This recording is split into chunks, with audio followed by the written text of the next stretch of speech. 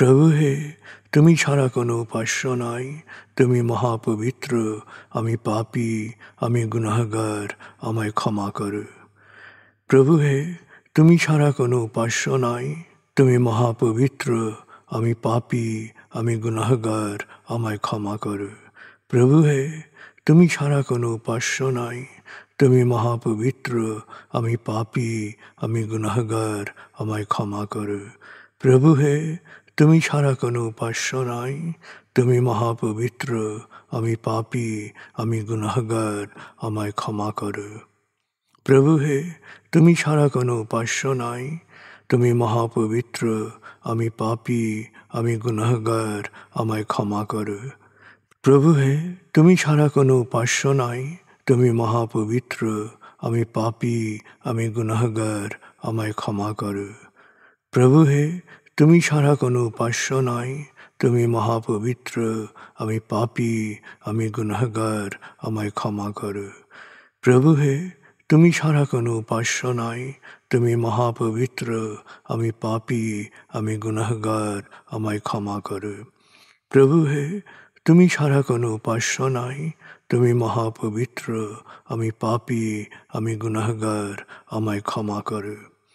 প্রভু হে, তুমি ছাড়া কোনো উপাস্য নাই, তুমি মহাপবিত্র, আমি পাপী, আমি গুনাহগার, আমায় ক্ষমা করো। প্রভু হে, তুমি ছাড়া কোনো উপাস্য নাই, তুমি মহাপবিত্র, আমি পাপী, আমি গুনাহগার, আমায় ক্ষমা করো। প্রভু হে, তুমি ছাড়া কোনো উপাস্য নাই, তুমি মহাপবিত্র, আমি পাপী, আমি গুনাহগার, আমায় ক্ষমা করো।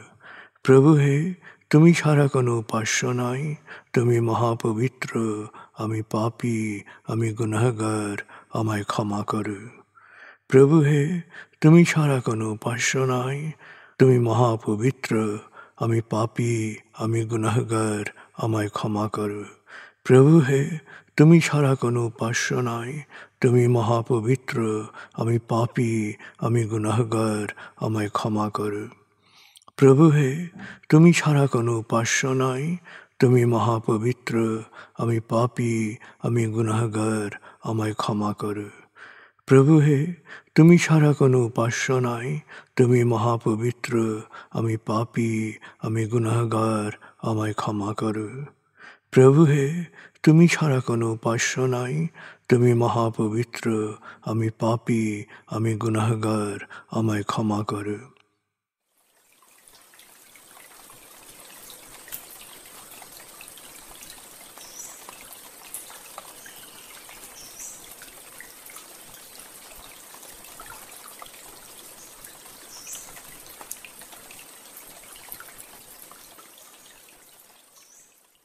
এবার আমরা সূরা তাকবীর এর মর্মবাণীর অংশ বিশেষে ডুবে যাব। তারপর ডুবে যাব আজকের জন্য নির্ধারিত সূরার তেলাওয়াত ও মর্মবাণীতে। 81 সূরা তাকবীর। দয়াময় মেহেরবান আল্লাহর নামে। যখন সূর্য অন্ধকারে ঢেকে যাবে, যখন তারকারাজি নিজেদের আলো হারাবে, যখন পর্বতমালা মরীচিকার ন্যায় উধাও হবে, যখন পূর্ণ গর্ভবতী উটনী পরিত্যক্ত হবে, যখন সকল বন্য পশুকে একত্র করা হবে, যখন সমুদ্রের জলরাশি স্ফীত হবে, যখন দেহে আবার আত্মা সংযুক্ত হবে, যখন জীবন্ত কবর দেয়া শিশুকন্যাকে জিজ্ঞেস করা হবে কি অপরাধে তাকে হত্যা করা হয়েছিল, যখন প্রত্যেকের আমলনামা দেখানো হবে, যখন আকাশের আবরণ সরানো হবে, যখন জাহান্নামের আগুন গনগনে লাল করা হবে, যখন জান্নাতকে দৃশ্যমান করা হবে, সেদিন প্রত্যেকেই জানতে পারবে কি পরিণতির জন্যে সে নিজেকে প্রস্তুত করেছে, বুঝতে পারবে কি করা উচিত ছিল আর কি করা উচিত হয়নি। সাক্ষী আবর্তনশীল নক্ষত্র, কক্ষপথে দৃশ্যমান গ্রহসমূহ যা এক সময় অদৃশ্য হয়, সাক্ষী রাতের অবসান মুহূর্ত এবং প্রভাতের আগমন কাল। নিশ্চয়ই এই কোরআন আরশের সার্বভৌম অধিপতির নিকট উচ্চ মর্যাদা সম্পন্ন সম্মানিত রসুলের মুখ নিঃসৃত, যার কথা অবশ্যই বিশ্বাসযোগ্য ও মানা উচিত।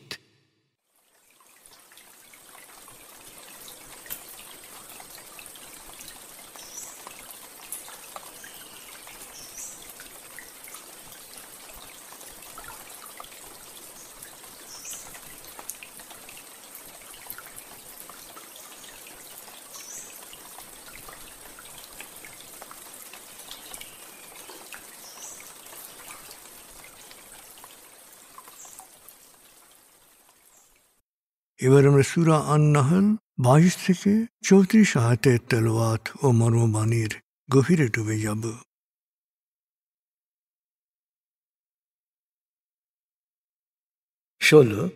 সূরা আন-নাহল। বিসমিল্লাহির রহমানির রহিম।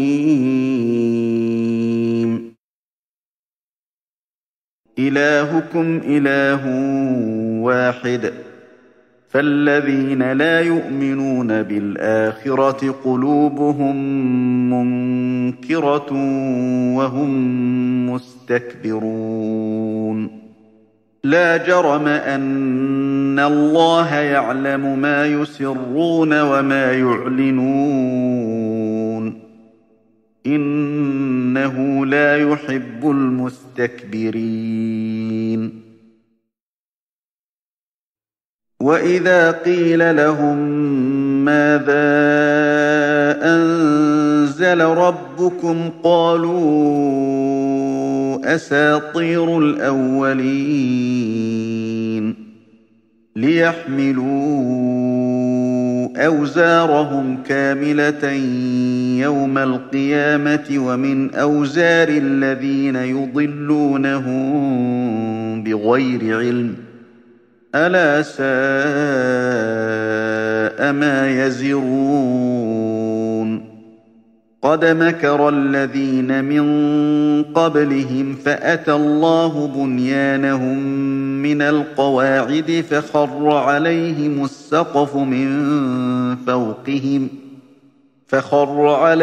السقف من فوقهم وأتاهم العذاب من حيث لا يشعرون ثم يوم القيامة يخزيهم ويقول أين شركائي الذين كنتم تشاقون فيهم قال الذين أوتوا العلم إن الخزي اليوم والسوء على الكافرين الذين تتوفاهم الملائكة ظالمي أنفسهم فألقوا السلم ما كنا نعمل من سوء بلى إن الله عليم بما كنتم تعملون فادخلوا أبواب جهنم خالدين فيها فلبئس مثوى المتكبرين وقيل للذين اتقوا ماذا أنزل ربكم قالوا خيرا للذين أحسنوا في هذه الدنيا حسنة ولدار الآخرة خير ولنعم دار المتقين جنات عدن يدخلونها تجري من تحتها الأنهار لهم فيها ما يشاءون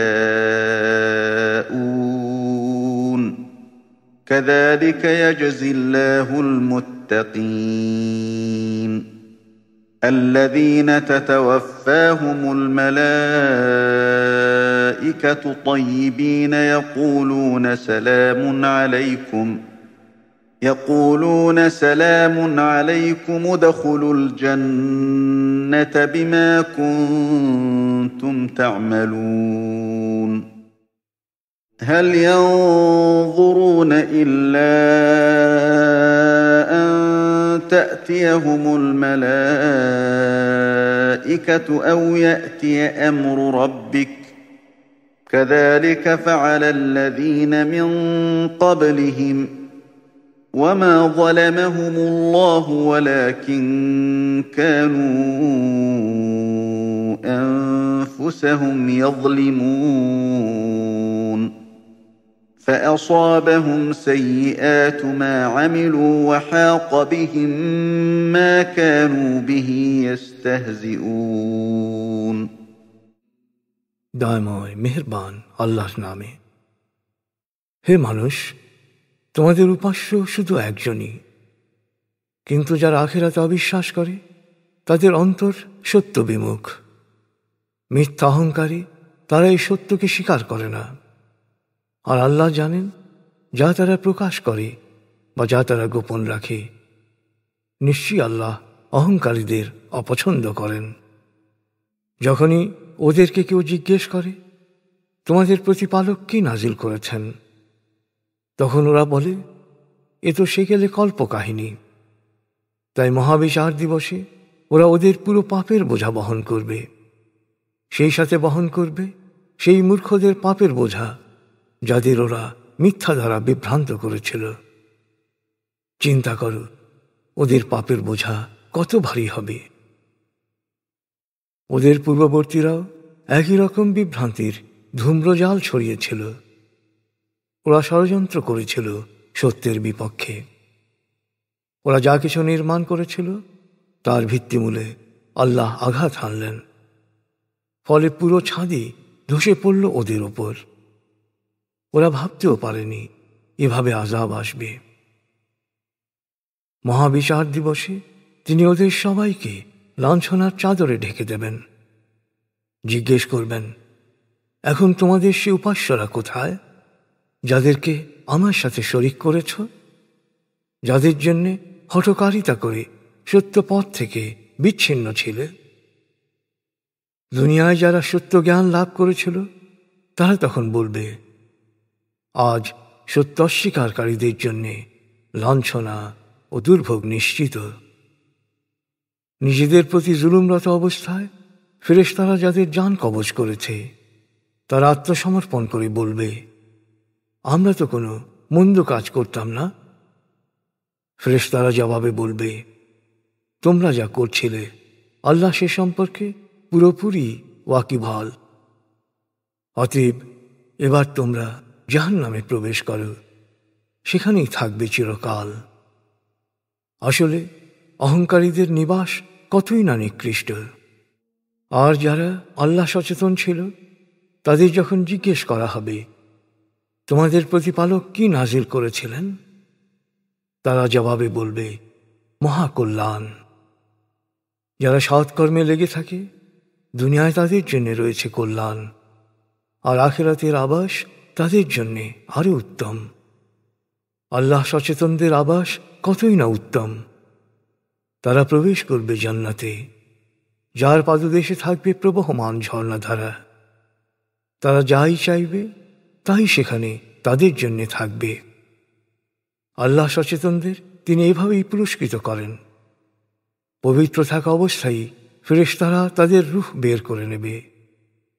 ফেরেশতারা তাদের বলবে, তোমাদের উপর শান্তি, তোমরা তোমাদের সৎকর্মের পুরস্কার হিসেবে জান্নাতে প্রবেশ করো।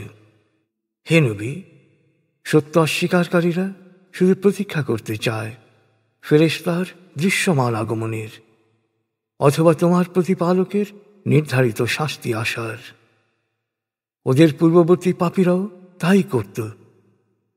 ওদের যখন ধ্বংস করে দেয়া হলো তখন আল্লাহ ওদের উপর কোনো অন্যায় করেননি।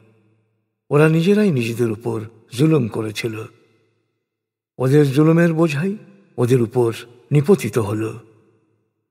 যে আযাব নিয়ে ওরা ঠাট্টা বিদ্রূপ করত সে আযাবই ওদের গ্রাস করল।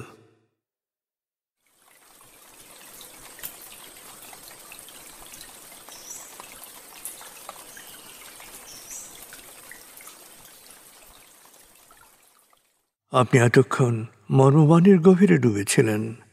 এবার আপনার মনে মর্মবাণীর যে বিষয়গুলো দাগ কেটেছে সেই বিষয়গুলোর ভাবনায় ডুবে যান।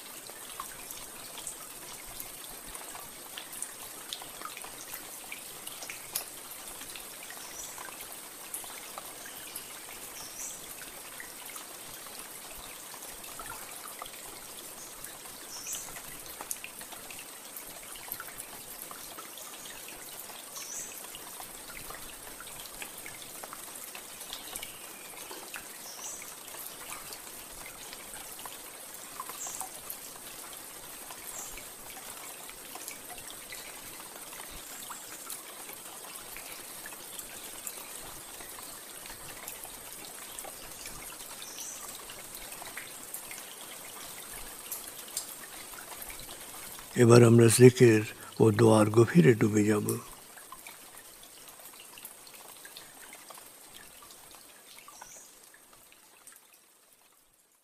এবার হালকাভাবে চোখ বন্ধ করুন, লম্বা দম নিন, নাক দিয়ে দম নিন, আস্তে আস্তে মুখ দিয়ে দম ছাড়ুন।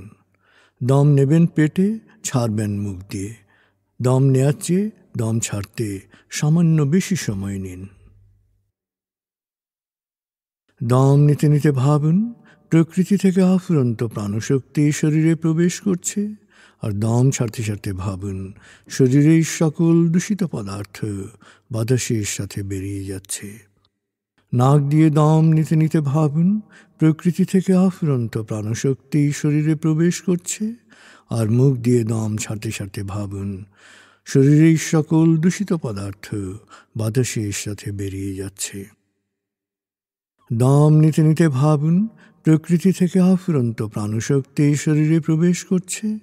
দম ছাড়তে ছাড়তে ভাবুন শরীরের সকল দূষিত পদার্থ বাতাসের সাথে বেরিয়ে যাচ্ছে। দম নিতে নিতে ভাবুন প্রকৃতি থেকে অফুরন্ত প্রাণশক্তি শরীরে প্রবেশ করছে, আর দম ছাড়তে ছাড়তে ভাবুন শরীরের সকল দূষিত পদার্থ বাতাসের সাথে বেরিয়ে যাচ্ছে। দম নিতে নিতে ভাবুন প্রকৃতি থেকে অফুরন্ত প্রাণশক্তি শরীরে প্রবেশ করছে, আর দম ছাড়তে ছাড়তে ভাবুন শরীরের সকল দূষিত পদার্থ বাতাসের সাথে বেরিয়ে যাচ্ছে। এবার দম স্বাভাবিক হতে দিন। স্বাভাবিকভাবে নাক দিয়ে দম নিয়ে নাক দিয়ে দম ছাড়ুন। আপনার অঙ্গ শিথিল ও নিষ্প্রাণ হয়ে আসছে। এবার নাক দিয়ে ধীরে ধীরে দম নিয়ে, বেশ সময় নিয়ে ধীরে ধীরে নাক দিয়ে দম ছাড়ুন। দম নেওয়ার চেয়ে ছাড়ায় সময় একটু বেশি নিন। ধীরে ধীরে দম নিন, ধীরে ধীরে দম ছাড়ুন। ধীরে ধীরে দম নিন, ধীরে ধীরে দম ছাড়ুন। ধীরে ধীরে দম নিন, ধীরে ধীরে দম ছাড়ুন। ধীরে ধীরে দম নিন, ধীরে ধীরে দম ছাড়ুন। ধীরে ধীরে দম নিন, ধীরে ধীরে দম ছাড়ুন। এবার দম স্বাভাবিক হতে দিন। আপনি এখন দম খেয়াল করুন। বাতাস নাক দিয়ে ফুসফুসে প্রবেশ করছে, আবার বেরিয়ে আসছে। আপনার পুরো মনোযোগ নাকে দমের প্রবেশ পথে দিন। বাতাস স্বাভাবিক যাওয়া আসা করুক, আপনি শুধু দম খেয়াল করুন।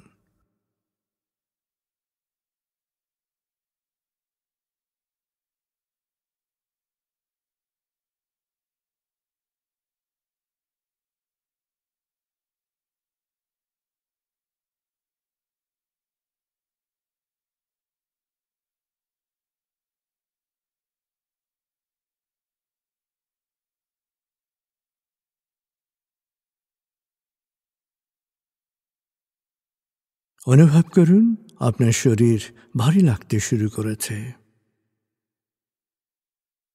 আরাম, আরাম, আরাম।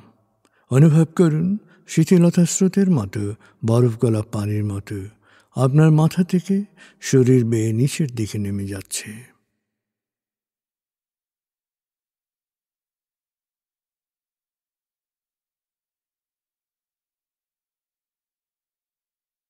আপনি এখন পুরোপুরি শিথিল। শিথিলায়নের গভীর স্তরে প্রবেশ করেছেন আপনি। আপনার ব্রেন ওয়েভ বিটা স্তর থেকে নেমে গেছে আলফায়। মনের বাড়ির পথে আপনি এখন আলফা স্টেশনে এসে পৌঁছেছেন। এই স্টেশনে আপনার জন্য রয়েছে বিশেষ ওয়েটিং রুম। আলফা স্টেশন থেকে আপনি এখন মনের বাড়িতে যাচ্ছেন। আমি গণনা শুরু করছি। 19। আপনি কল্পনা করুন শীতল নীল স্নিগ্ধ আলো বর্ষিত হচ্ছে আপনার উপর। আলোয় আপনি অবগাহন করছেন। আলোর এক সুন্দর পথে আপনি যাচ্ছেন মনের বাড়িতে। 18, 17, 16, 15। আলোর পথে পৌঁছে যাচ্ছেন মনের গভীর থেকে গভীরে। 14, 13, 12, 11। গভীর থেকে গভীরে। 10, 9, 8, 7, 6। গভীর থেকে গভীরে। 5, 4, 3, 2, 1, 0। আপনি পৌঁছে গেছেন মনের বাড়িতে। অনুভব করুন এক অনাবিল আনন্দ।